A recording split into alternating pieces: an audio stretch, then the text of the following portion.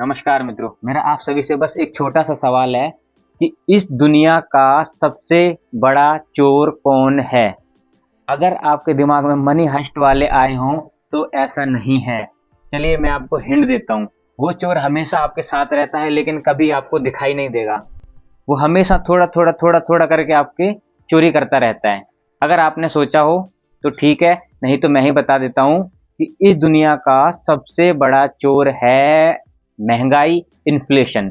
ये चोरी कैसे करता है? सपोज करो अभी आपके पास करंट में कैश पड़ा हुआ है 1 लाख रुपए, और आप अभी उस 1 लाख से एक सुपर एक्स प्रो नाम से एक साइकिल कैश में खरीद सकते हैं। अब आप क्या कीजिए कि उस 1 लाख रुपए को किसी लॉकर में रख दीजिए, और मैं ज्यादा लंबे समय के लिए बात नहीं कर रहा, बस आप उस पैसे को 6 महीने के लिए रख दीजिए। अब आप सिर्फ 6 महीने बाद उस पैसे को लॉकर से निकालकर वही same ABC super x pro cycle लेने जाइए। तो शोरूम वाला बोलेगा जी मिल जाएगी आपको, कोई दिक्कत नहीं है, बस आपको इसके ऊपर 5-7 हज़ार रुपए एक्स्ट्रा देने पड़ेंगे। जो चीज 6 महीने पहले 1 लाख रुपए में आ रही थी, अब वही सेम चीज आपको 1 लाख 5 से 10 हज़ार रुपए की मिलेगी। ये जो 5 से 10 हज़ार रुपए हैं, इसमें क्या हुआ है कि आपके पैसे की वैल्यू कम हो गई है।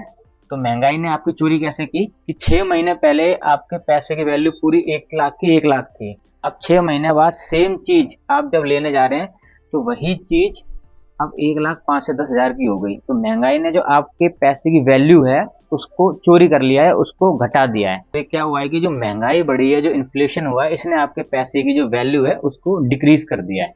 अगर मैं सिंपल शब्दों में कहूँ तो जो महंगाई है या इन्फ्लेशन है, इसने आपके जो पैसों की वैल्यू, जो कीमत है, उसको चुरा लिया है। अब सवाल ये उठता है कि जो पैसे की जो वैल्यू है, इसको चोरी होने से कैसे बचाया जाए। तो इसका आंसर है सही इन्वेस्टमेंट करके ही इन्फ्लेशन को बीट किया जा सकता है।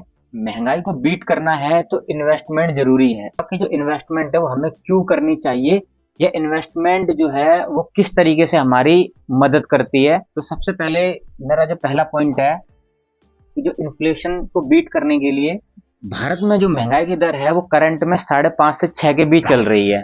तो इसका मतलब ये हुआ कि जो आपके जो पैसे कमाने की जो दर है या जो स्पीड है वो 6% मिनिमम उससे ज्यादा होनी ही चाहिए, तभी आप इस महंगाई को बीट कर सकते हैं। तो इसलिए इन्वेस्टमेंट जरूरी है। सिंपल शब्दों में बोले तो जो पैसे कमाने की जो आपकी जो स्पीड है या जो पैसे की जो दर है या जो रफ्तार है वो कम से कम 6% होनी ही चाहिए। इन्वेस्टमेंट से फाइनेंशियली सेफ्टी और ग्रोथ आती है।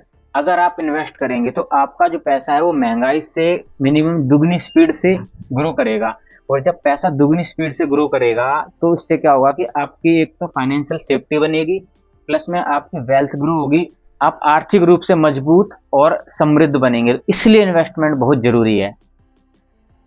तीसरा जो पॉइंट है वो है फाइनेंशियल आजादी, यानी कि फाइनेंशियल फ्रीडम। जब आप पैसे को इन्वेस्ट करते हैं तो पैसा एक्चुअली में आपके लिए काम करना शुरू कर देता है।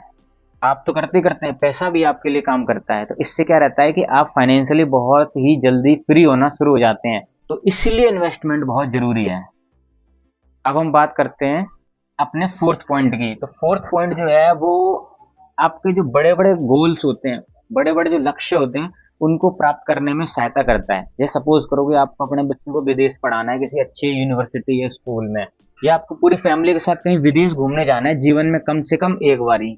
तो इससे क्या रहता है कि जो फाइनेंशियली जो आपने जो इन्वेस्टमेंट करी है, वो इन्वेस्टमेंट जो है वो आपकी इन गोल्स को अचीव करने में आपको बहुत हेल्प करेगी। तो सिंपल सी मैं 2 लाइन बोलूंगा, बचत जरूरी है परंतु निवेश अत्यंत जरूरी है। बाकी मिलते हैं अगली वीडियो में, तब तक के लिए जय हिंद जय भारत।